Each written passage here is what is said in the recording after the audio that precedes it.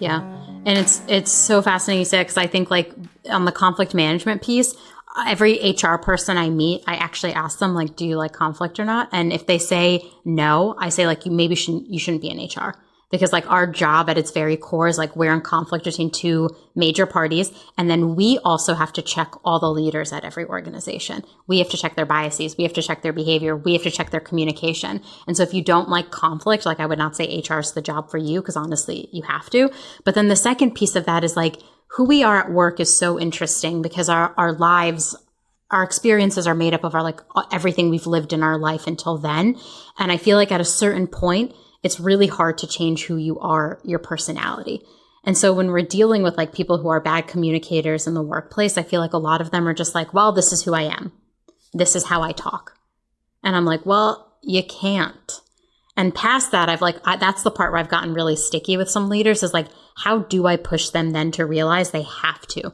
And I think this reframe of like, you'll never build trust with your team, your employees, anyone, if you don't fix the things you're bad at, is a really important leadership lesson that I don't think enough people have learned.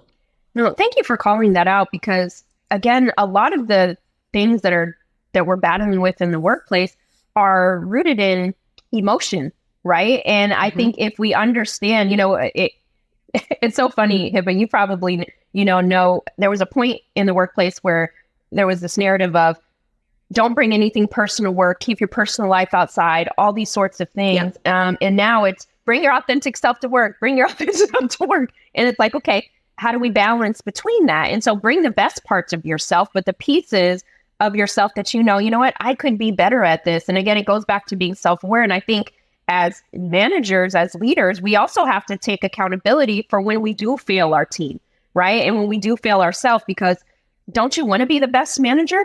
I just want to challenge any manager or aspiring manager out there right now. Go to your team during the next team meeting or a next one-on-one and say, ask the one question, do you trust me? Putting that out there. And if somebody says no, being courageous enough to listen to them, to say, you know what, thank you for sharing that with me. How can we restore this trust, right?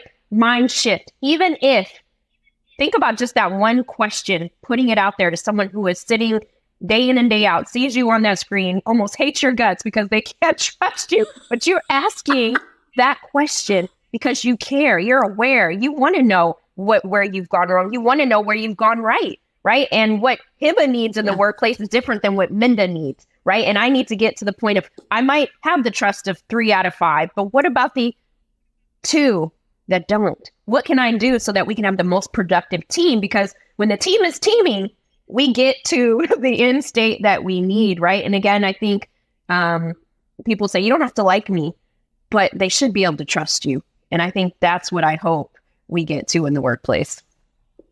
Oh, I love that. I'm going to go ask my team, do you trust me? I know she's going to say yes, but like, I'm still going to ask. I have high trust with her. Your book, The Memo, was all about women of color and what they need to know to secure a seat at the table. In this book, Talk to Me Nice, is there going to be any section that talks about how identity and trust play into each other? Yeah, great question. Thank you for asking. So I kind of consider this a crossover album, if you will, because I've been writing about women of color in the workplace for, many years now. And what I realized was now it's time to have a larger conversation, right? A larger conversation with our leaders, our managers, to say, again, everybody is experiencing this, but think about the person that is the only, right? What is their trust barometer? Where are they at in the workplace? Or mothers, right? We had so much flexibility during COVID, and now you're like, get your buttons back to work, right? What happened to the flexibility? It was okay to have my child on my lap during 2020, but if I bring my child, not anymore. But if I bring my kid to work, now I'm looked at as a bad parent, right? And get all these different things, and it's like, okay.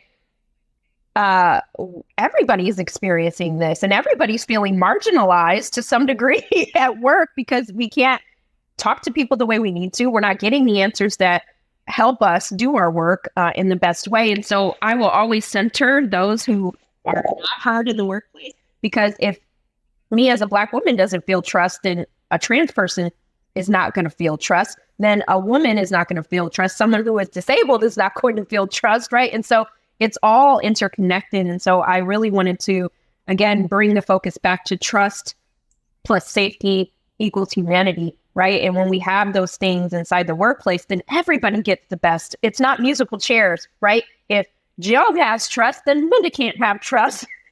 Then Karen can't have trust, right? We can all create a workplace in which we democratize who gets to be trusted, who looks trustworthy, right? Who gets to feel that. And so I'm writing this book because I want us to have a community conversation about how we restore trust so that everybody experiences it. You may, again, not like the job function that you do, but trust should not be an option. It should be mandatory. And we should almost give people, I don't know, trophies or awards for those who are willing to do the work, because it's important. Yeah. We're not going to have the future of work.